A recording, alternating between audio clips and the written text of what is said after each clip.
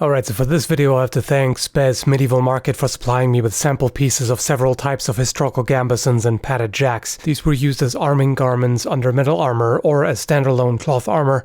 I'm planning another video with more tests where I go into greater detail. Check out the more info section for relevant links. The first piece is the Y2 model, which is a modern equivalent and basically the budget version. It's not particularly historically accurate and not as tough as what was used in the Middle Ages. Even so, we actually had quite a bit of trouble cutting it. But don't jump to conclusions quite yet. Give me a moment to explain what was going on. I was doing the tests with Lee Smith, the co-founder and principal instructor of the Blood and Iron Historical Martial Arts School in Burnaby, BC, Erik Bailey, the head instructor of Blood and Iron Victoria, and Richard Marsden, the co-founder and principal instructor of the Phoenix Society of Historical Swordsmanship. In short, these guys know how to handle swords. Speaking of swords, you've probably seen these in previous videos. They are well made and I've done test cutting with them before. When I gave it my best shot, I got into it but not through, so not enough. It got through a lot of the layers, but there's still some left. Yeah, like, and that would have hit here, calls power. Yeah, there's nothing on this. I mean, that's the best you got, right? Yeah. And that's good. yeah, I definitely put some oomph into that cut. And by the way, I don't like dull axes either. Lots of blunt impact, but nothing else. So this must mean that even the simple budget version of a gambeson is amazingly effective as armor, right? Not necessarily. Watch this. So this one went through. Really quick. And here's the cut. Oh, that's just a quick snapping cut. Nice. So you had a full draw slash. Yep, there was a lot of slicing action in this. Yep. It also went pretty deep. You got right here, got a layer of skin, and then it went, let me see here, there, through to the bone. What's the difference? Sharpness. My swords were adequately sharp, I thought. And, well, they did cut soaked tatami mats and ballistic gel just fine. But this one, Lee's Soldat by Albion, has been sharpened by Sean Franklin to literally shaving sharp. Look at the difference that a very sharp edge makes. So that's strength with a good sword and... Yeah. Fuck. So it went this far. Into the deep in the ribs. That would be a debilitating blow. Look how far that went up in the shoulder. Okay, let's step it up. This is the Y10 from SPES Medieval Market, a historically accurate piece of padded jack which was used as standalone armor by less affluent common folk on the battlefield. 18 layers of cotton between one outer layer each of linen. Yes, they did use cotton in the Middle Ages, although typically for the batting. I don't know for sure if anything other than linen was used for a layered jack. Either way, it's sturdy stuff.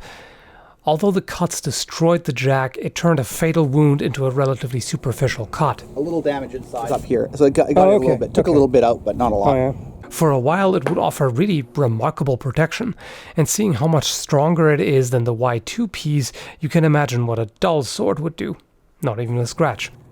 Yeah, this is why you need a really sharp sword. Yeah. I've been arguing against the misconception of dull medieval swords for a long time, but this really drove the point home. Sure, you can argue that the wearer would still be injured. Some of these strikes would probably break ribs or collarbones, but a sword is not a bludgeon. If they wanted to just break the opponent, a mace, hammer, or even a simple studded club would have been more effective. And this one did not cut into the gel as far as I can tell. Axes and pole arms are not quite as dependent on the edge because of the tremendous amount of force that they generate, but unless you're planning to bash steel plate with it, and that's what you've got maces and hammers for, a sharp axe still works better. I definitely need to sharpen this one some more. Didn't go all the way. Close though. A sword works by concentrating the force on a very small area, the edge. The sharper it is, the more devastating the cut will be. And excuse me for playing Captain Obvious here, but the sharper it is, the more devastating the cut will be. Instead of just breaking bone, a properly sharp blade will cut through and into the internal organs. Yes, a sharper edge is less durable than a dull one, but what would you prefer? A tool that needs frequent repair and maintenance but does the job, or one that lasts long but fails?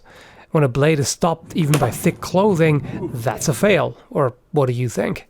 Obviously, this test does not prove that all medieval swords were shaving sharp, but it might help you understand where I'm coming from when I criticize a reproduction of a historical sword for being too dull. But there's something else to keep in mind. Cuts are not the only option. What about thrusts?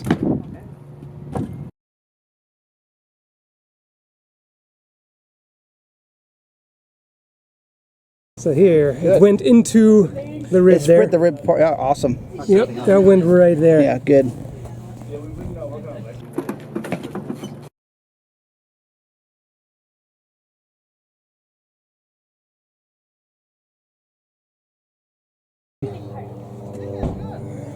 What do we have? Yeah, you threw the rib, Yep, no problem. That's... Yeah, You're stuck into the wood in the back. You're stuck in something hard. No problem. Yep. Ah, yeah, there. Yeah, see? That went in the heart. Yeah. We've got some water coming out there. Yeah. Much more effective. The budget gambeson piece doesn't do much to stop a thrust. Yeah, that was nice. Let's see what we've got here. Light wind. Might be a little low for heart. Yeah. What the hell? I cut part of it. That's interesting. There's a bit just floating there. Yeah. Okay. Oh, that's the That's a piece floating of rib. rib. Okay. That's a rib. Out with it. She knocked the rib out Out? again. Yeah. Okay, hold on. I'm gonna grab the end of the blade here. That's in a real good, isn't it? That's good. Yeah.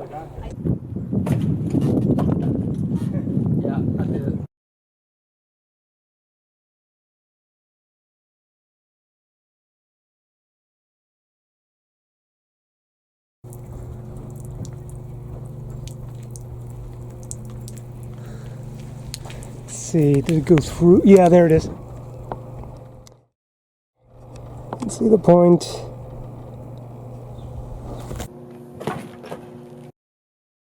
Notice how much the padded jack limits the penetration, though.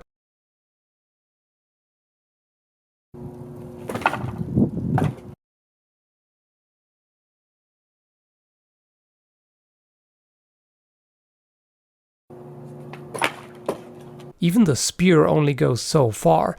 Without protective gear, it would go through the entire body. If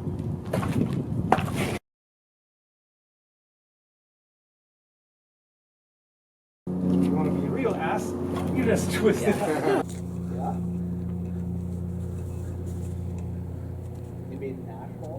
Oh yeah, it ripped it open as I pulled it out. Twisted it. Yep. Oh yeah, that went very deep. Yep.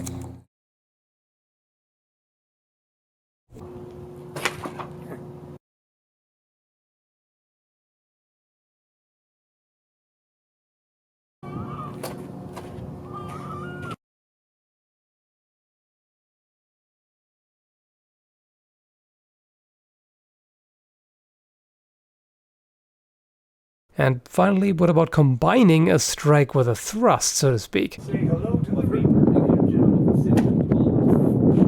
Because the sickle concentrates all the force on one point, it tears right through. Outright hilariously so. Yeah, that's no problem. That's a massive wound right there. Yeah. And it went through the ribs as well? Yeah, quite easily, in fact. It's meant to do that. This could also be somewhat approximated with a tip slash of a sword or knife blade. Again, less surface area and contact with the cloth. The downside is it hardly penetrates at all past the cloth layers. Not a significant wound. There you go. Nice. Yeah, you can see where it actually penetrated even further than that. I want to go for like what would be a lethal wound. Oh, yeah. Ow.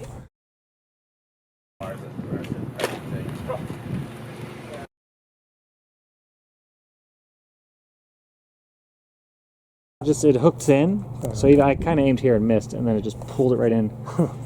I wanted to go a little deeper, but you can see it's there. We go, and that's pretty deep. Yeah. With ease. Went through the rib as well. And I didn't feel anything. It just sort of slowed down.